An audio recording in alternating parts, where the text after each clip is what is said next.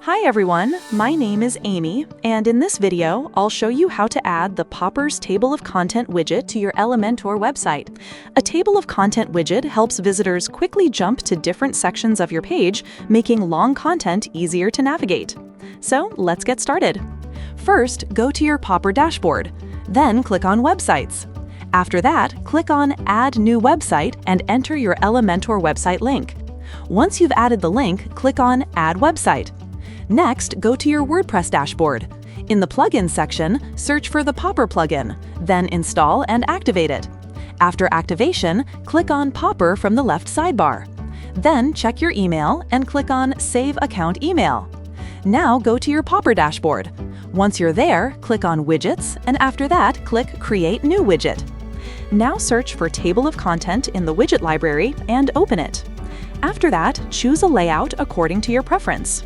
Once the widget editor opens, you'll see the preview on the right side and the settings on the left side. In the Content tab, you have two data source options, Auto Detect and Manual. In Auto Detect, you can add a content selector and target headings inside that section. You can also choose which heading levels to include, such as H1, H2, and H3. In Manual, you need to assign titles manually and add IDs for those titles.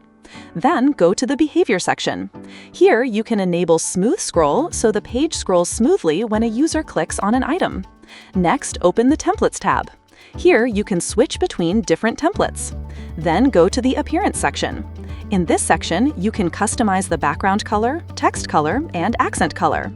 Once you're happy with the customization, click Publish Widget. After that, the installation code will appear. Copy the code and go to your Elementor site editor. Now add an HTML block, paste the code inside it, and publish your site.